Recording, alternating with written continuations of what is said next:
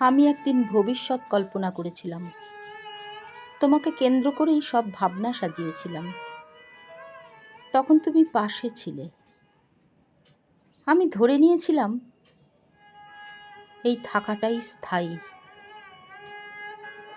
তুমি পরে নিজের পথে এগিয়ে গেলে, পেছনে তাকানোর প্রয়োজন বোধ করনি। আর আমি বুঝে নিলাম সব প্রতিশ্রুতি কথার মতো টেকে না।